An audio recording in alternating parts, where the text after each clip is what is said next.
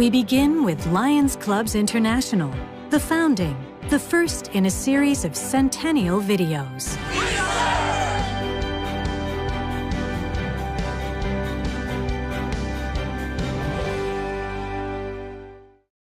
1917, a pivotal year in history, a time of immense social and political change.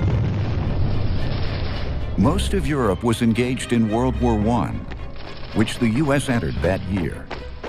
In the U.S., cheap labor and the development of the assembly line had led to rapid industrial growth, which in turn brought many social problems. Child labor, crowded tenement districts, high mortality rates, and rapidly spreading diseases were common. Chicago, Illinois, was a center of transportation, architecture, manufacturing, and commerce. It was a magnet for immigrants seeking work. Reformers in Chicago, including Jane Addams, the founder of Hull House, called for improved social conditions in their communities and the country. Among those looking for ways to help others was Melvin Jones, a successful insurance man. He was secretary of the Business Circle of Chicago, a lunch club established in part to help its members grow their businesses. However, Jones had a different goal in mind.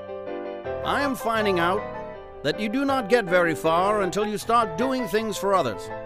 And I am beginning to believe that I can help some of the clubs, like the Circle, to have feelings in their hearts.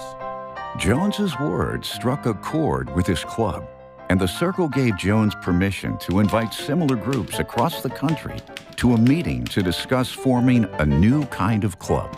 We are now seeking to make our organization international and write to inquire if you would affiliate with us, and at some future date, we can adopt bylaws and a name that will be suited to all.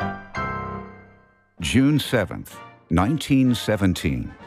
The first meeting was held at the Hotel LaSalle in Chicago. The Chicago Business Circle and several other groups attended. Dr. William Woods led a delegation called Lions Clubs to the meeting. This group had been registered in Indiana since 1916 and had clubs in a number of other states. Melvin opened the meeting and shared his vision for the new club. The attendees were receptive. Dr. Woods suggested the groups adopt the name Lions and pay dues of $1 per member semi-annually.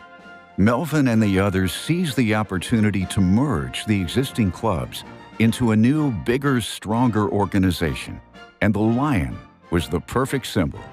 Immediately, Melvin began a letter-writing campaign to attract additional clubs into this new organization, more focused on serving others.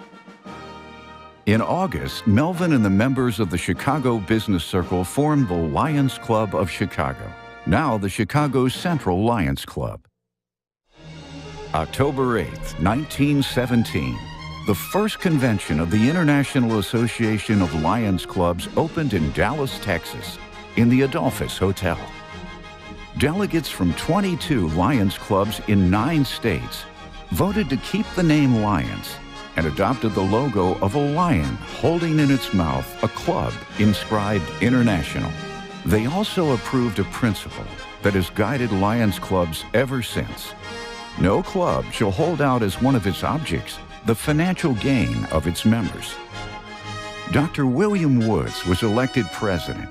Melvin Jones was named secretary-treasurer and authorized to establish a headquarters in Chicago. At the end of the Dallas Convention, the new International Association of Lions Clubs had 800 members and $72 in the bank. November 1918, the first edition of the Lions Club magazine was published. It contained a copy of the Lions Code of Ethics, which required a lion to aid my fellow man by giving my sympathy to those in distress, my aid to the weak, and my substance to the needy. It also contained news from the clubs about Lions projects for improving waterways, medical clinics, and public libraries. Lions were also active with many youth projects, including fundraisers for children's hospitals and Boy Scouts. Having fun while helping others was part of Lions from the beginning. A clothing drive for veterans led to an unusual sight of lions parading down the street of their town. By 1919, Lions had grown to 42 clubs across the U.S. with more than 2,300 members. Some of the early clubs had women members, but soon the Constitution and bylaws limited membership to men. It would be almost 70 years, until 1987, before women were again welcomed as members. In 1920, Lioness clubs were established. Many women served alongside family members who were Lions. Also in 1920, in Ontario, Canada, Lions established the Border Cities Lions Club, now called the Windsor Lions Club. It was then that Lions clubs became international.